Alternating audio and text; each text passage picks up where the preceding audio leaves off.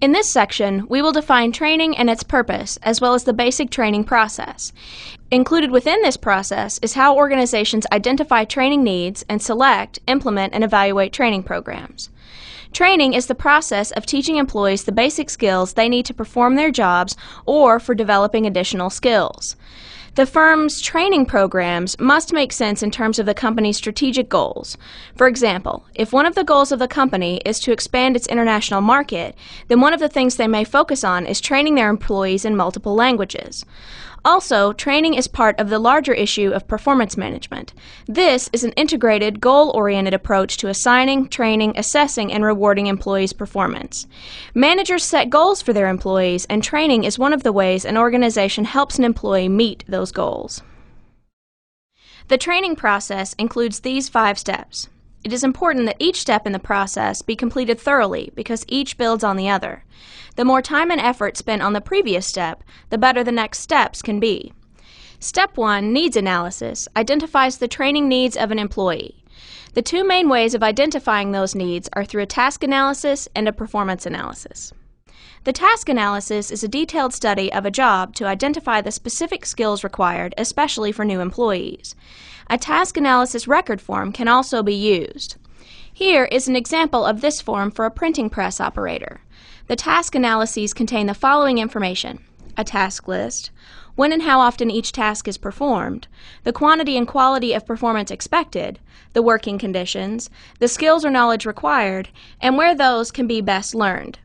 The second type of needs analysis is a performance analysis. The goal here is to verify if there is a performance deficiency and to determine whether that deficiency should be corrected through training or through some other means, such as transferring the employee.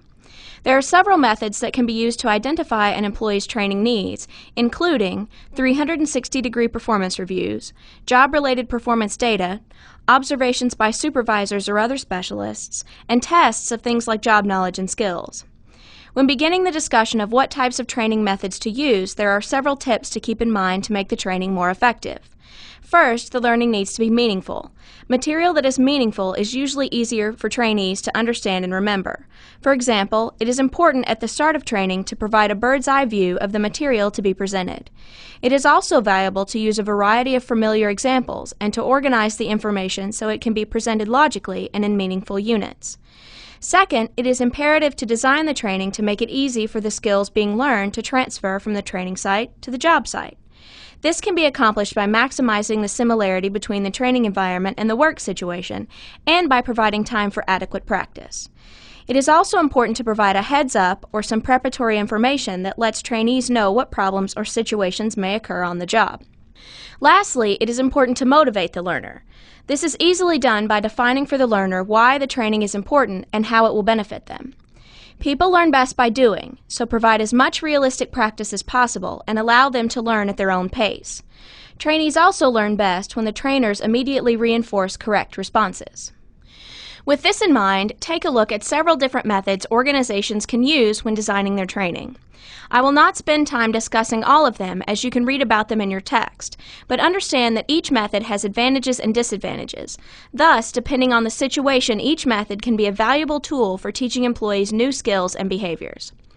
Step 3 is the validation process.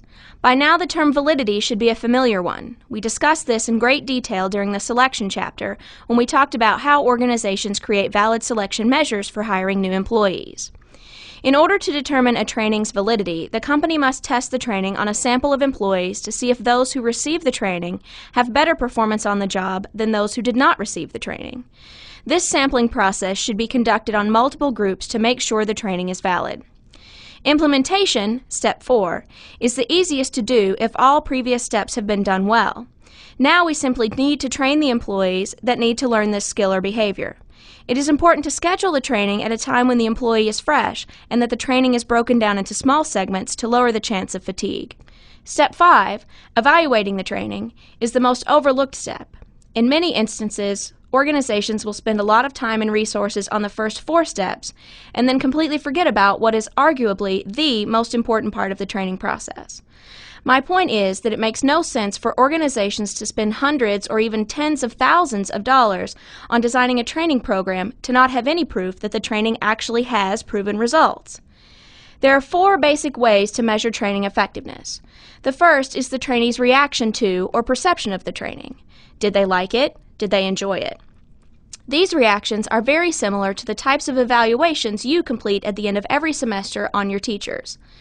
The second way is to measure the trainee's learning. This can be done by testing the individual's knowledge of the material covered. Third is to assess the trainee's behavior. Are they using the skills or behavior they learned in the training in the actual work environment?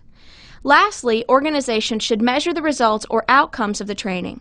In other words, did those who participated in the training actually improve their job performance? This is an example of a time series experiment. Before training, the company measures employee performance several times. In a perfect world, this is what all organizations hope to see as a result of training. Ultimately, what organizations want to see is a significant increase in employee performance, which is illustrated on the right side of the graph. In the end, if organizations can't track this and understand how training is affecting performance, then the training is not as effective as it could be. In conclusion, today we have discussed the basics of designing and implementing a training program. It is a complicated and time-consuming process, but in the end, a well-constructed training program is worth the effort, which must include all 5 steps.